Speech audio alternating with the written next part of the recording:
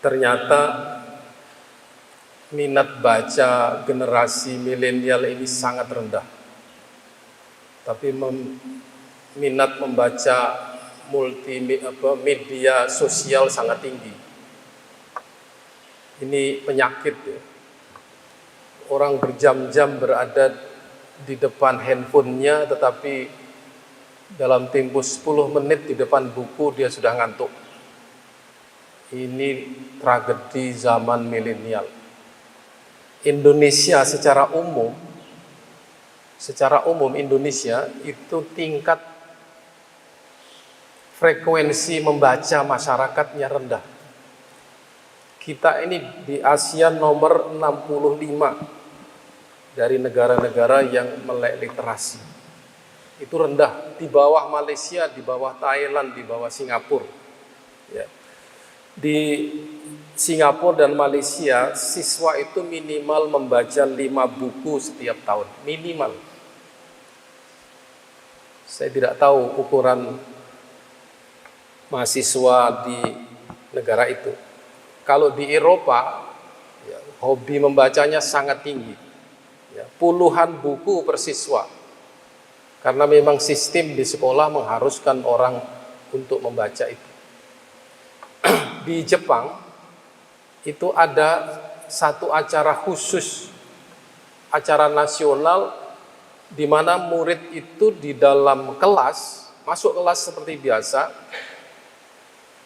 disuruh membaca, tidak boleh ada suara. Di dalam kelas itu isinya hanya membaca, dan yang dibaca itu adalah sejarah nasional. Maka Pak Taufik Ismail, ini sastrawan kita, ya, itu mengeluh orang Indonesia itu tuna baca. Ya, tuna baca ini orang yang tidak bisa membaca. Sebenarnya bisa, tidak membaca. Pincang nulis. Disuruh baca nggak suka, diminta nulis nggak terampil. Nah, ini yang saya berkali-kali ingatkan, orang kalau tidak membaca tidak bisa menulis. Dia akan bisa menulis kalau membaca dulu.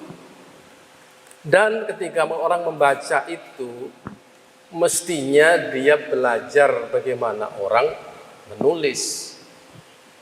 Jadi membaca, menulis, diskusi ini adalah syariat akademik.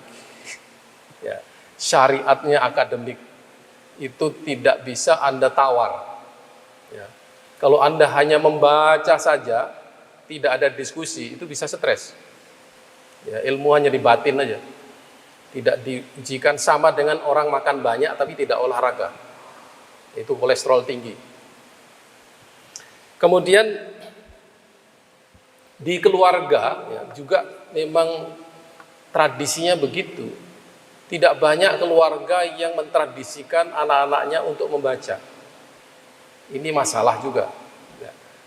Kalau ditanya anggaran bulanan satu keluarga itu untuk buku berapa? Nah, ketika orang membeli buku harga 100.000 itu mahal. Tapi kalau nongkrong di kafe 200.000 itu murah.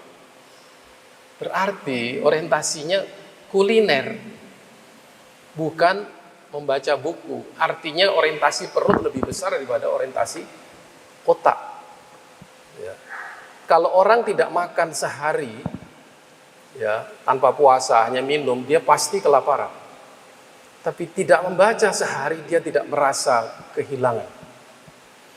Ini menyedihkan. Ya. Ini menyedihkan. Oke, sekarang kita muhasabah dibandingkan dengan ulama kita di masa yang lalu. At-Tabari itu wafat umur 57 tahun. Ya.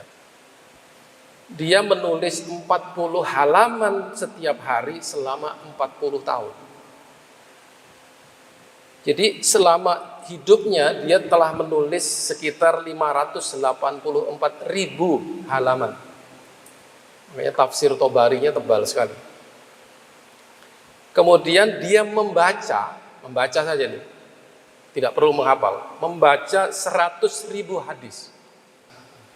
Ini seorang ulama 100.000 hadis. Kemudian ketika dia menulis tafsirnya, tafsirnya itu berisi 38.000 hadis. Berarti yang dibaca tadi tidak semuanya digunakan untuk tafsir. Jadi membaca banyak tidak ada masalah. Ya, ini mahasiswa S1, S2 membaca banyak buku, tapi tidak semua yang dia baca itu digunakan untuk tesisnya atau skripsinya. Tidak ada masalah. Ya.